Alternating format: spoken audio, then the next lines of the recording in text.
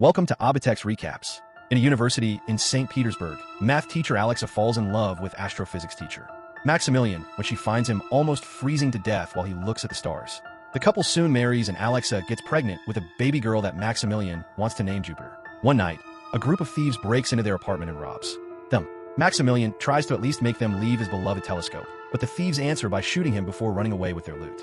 Alone and depressed, Alexa decides to move with her relatives in Chicago and takes a ship to the USA. In the middle of the trip, the baby is born and Alexa names her Jupiter in memory of her husband. As she grows up, Jupiter's aunt tells her she is destined to achieve greatness and find true love. But years later, an adult Jupiter thinks her life sucks. As the daughter of immigrants, the only job she can find is being a cleaning lady for rich people, and on top of that she has to live with a big family in a small house, never having real privacy. Meanwhile, on Abandoned Planet far away, the three siblings from the powerful house of Abrasax meet after a long time. This planet is empty because the family harvests people from different civilizations to make a potion that keeps them young. Recently, their mother died and left each of them some planets. The eldest sibling, Balaam, was the one to receive Earth, and Titus, the youngest, wants to buy it. Kalik points out Earth is incredibly expensive, and Balaam leaves without a word. The next day, a hunter known as Cain appears in the streets of Chicago and is spotted by bounty hunters Razzo, Ibis, Falk. The trio watches Cain use a special gadget to get through a door, indicating none of them are from Earth. They're sure Cain is hunting the same victim as them and decide to follow him.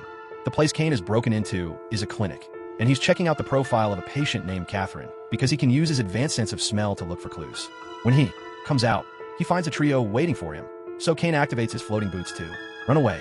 The trio opens fire to stop him, but after exchanging a few shots, Cain manages to escape, and Razzo tells her partners they should warn their boss Balaam. In the meantime, Kalik talks to her servants because she wants to be part of the hunt on Earth too, but she doesn't want her brothers to know about it. Balaam is also talking to his people, and when he hears they've found a special gene print in Catherine, he sends orders to get her killed. This Catherine person turns out a friend of Jupiter's. Tonight, she's helping her find a dress, and while Jupiter is in the closet, she hears Catherine scream. When she takes a look, she discovers a group of gray aliens about to do something to Catherine's floating body. So Jupiter takes a picture with her phone. At that moment, her phone rings and gets the attention of the aliens, who immediately knock both humans out. A moment later, the women wake up without remembering what happened in the evening. Jupiter has dinner with her family, and her cousin Vasily gives everyone their next cleaning jobs. Jupiter asks if she can borrow some money because she's dreaming about having a telescope like her dad's. But Vasily tells her she needs to save on her own. Later in private, cousin Vlady convinces Jupiter to sell her eggs for money, and he gets a percentage for the sale. The next day, Jupiter goes to the clinic using Catherine's name. While she's fooling around on her phone, she finds the picture she took of the aliens. Before she can do anything about it, the doctor calls her to the surgery room. While the nurses get her ready, Jupiter begins feeling something's wrong and wants to get out, but her body suddenly starts floating. It turns out the whole staff is actually aliens, and when they check her DNA, they confirm she's the one with the special gene print. The confusion came from mixed names. The aliens intend to kill her, but at that moment, Cain shows up and shoots them all before rescuing Jupiter, who passes out. Meanwhile, in a spaceship, Titus receives news that his hunter found the girl, so he sends transport to pick her up. Balaam also hears about the incident at the clinic and desperately orders his people to double the security deployment. 12 hours later, Jupiter wakes up in a strange room and immediately grabs Cain's gun to demand answers. Cain explains there are all kinds of life on many planets across the universe. For example, he's a half-human, half-wolf that was bred for the military, but it didn't work out. The little gray guys are known as keepers and want to kill her because of her particular genes. To prove his story, Cain shows Jupiter the gadget that opens portals on walls and his floating boots. At that moment, Titus' spaceship sends a beam for them, so Cain picks up Jupiter to fly towards it. Unfortunately, Balaam's ships also arrive and make Titus' ship blow up. The explosion causes the pair to fall, but Cain acts quickly and catches Jupiter before he begins flying away. A chase begins through Chicago as the enemy ships shoot at Cain, hitting various buildings and cars in the way. Cain takes them to a bridge, under which he hid a shuttle he stole from the enemy. Now that they're safe inside this shuttle, Cain can fire back and even hide underwater when necessary. He's a good pilot, but the shuttle still receives lots of damage. The next morning, Cain steals a car and drags Jupiter with him as she demands more answers. Cain explains that they're tangled in a war within the Abrasax family, one of the most powerful dynasties in the universe. In fact, they're so powerful that they're already rebuilding all the places their fight destructed, and the Keepers will erase everyone's memories like they did to Juniper the other day. Cain only knows Titus wants Jupiter to be taken to his ship, and that Balaam wants her dead. Speaking of Balaam, he uses a hologram to inspect the Keeper's memory of the clinic incident and tells Jupiter that sometimes he misses her. Then he reminds his guards that'll kill anyone who makes another mistake. A few hours later, Jupiter and Cain arrive at the house of Stinger, a friend of Cain's. Stinger used to be a marshal for the Aegis, a team that functions as space cops.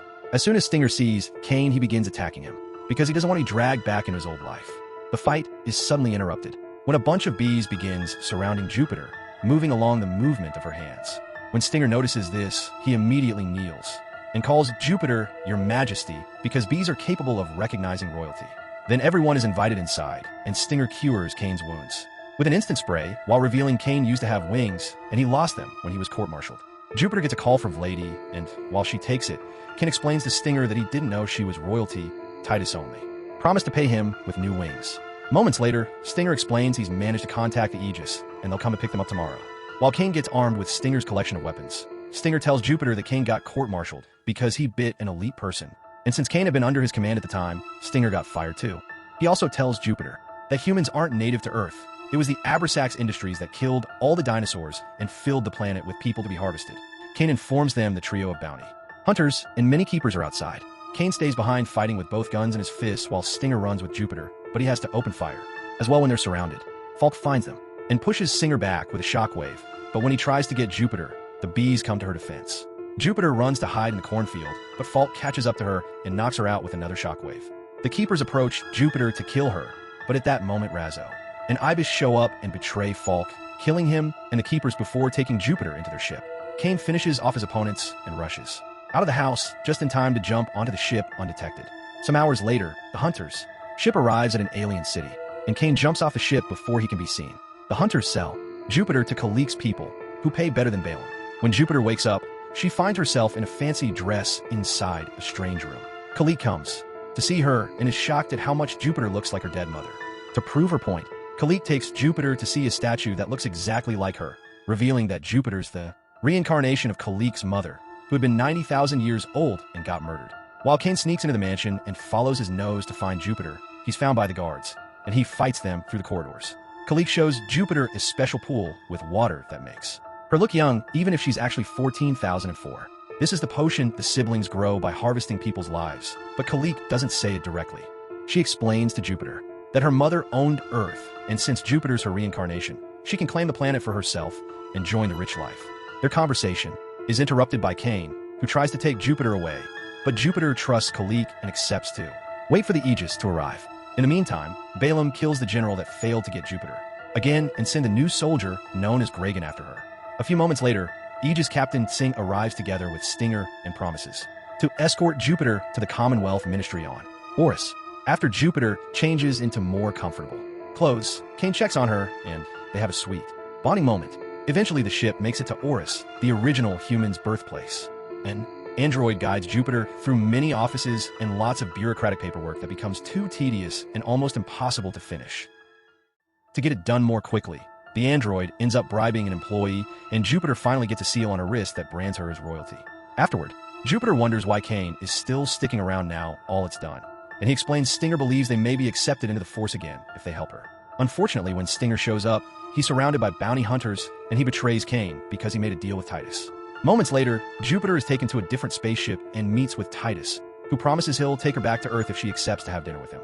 Meanwhile, Titus guards lock Cain in a cell. Over dinner, Jupiter asks about Cain, and Titus tells her he sent him back to his homeland. He also explains Kalik lied to her, and finally tells Jupiter that the youth potion is made out of human lives.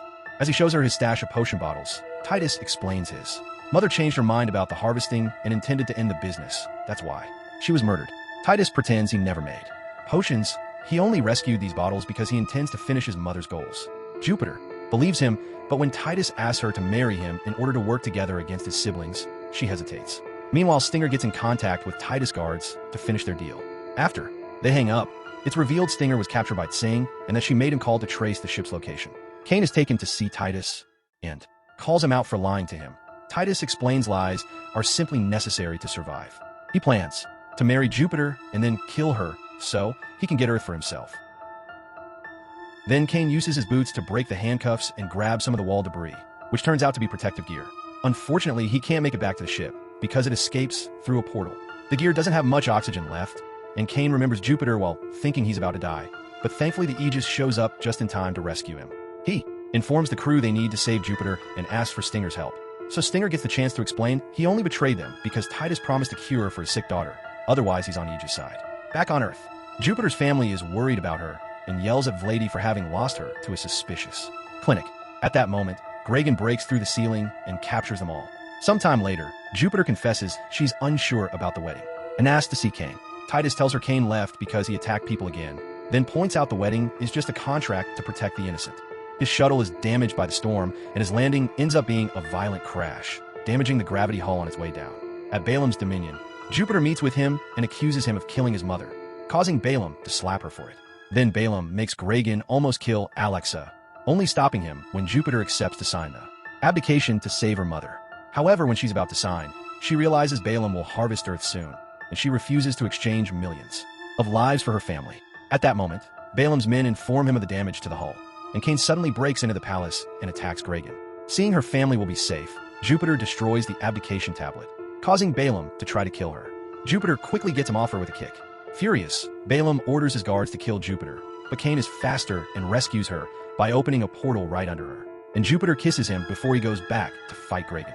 Jupiter then begins moving her family away while people on the planet begin evacuating since the broken hull makes it an unsafe atmosphere to live in. The opening of the blockage allows the Aegis to bring their ship closer. Balaam tries to attack Jupiter while she's distracted, but Jupiter got a gun from Cain and shoots him in the legs. The palace begins to crumble under the effects of the broken hull, and an explosion breaks the floor under Jupiter, causing her and Balaam to fall. Cain wants to rescue her, but Gregan still insists to fight him and flies him out of the building by grabbing him with his tail. While Jupiter and Balaam miraculously save themselves by grabbing a broken railing, Cain frees himself from Gregan's hold and continues to fight on his floating boots. He makes the beast crash on the floor by hurting his wings. Then he finally kills him by putting a portal around Gregan's neck. Afterward, Cain gets in contact with Aegis and gives them his location so they can rescue all the members of Jupiter's family. Meanwhile, Jupiter is trying to find a way out, but the building keeps breaking under her. She nearly falls plenty of times, but after a few dangerous jumps, she manages to re-enter the palace. Balaam's waiting for her and begins hitting her with a metal rod as he calls her mother, confirming he was the one who killed his mom and claiming that she had begged him to do it because she hated her life. Jupiter steals the rod and retaliates with her own attacks, but she refuses to kill Balaam because of her principles. At that moment, the building finishes crumbling and Balaam falls to his death. Jupiter falls too, but gets rescued by Cain, who puts protective gear on her. There's no more time left. Sotsing opens a portal to leave with her ship.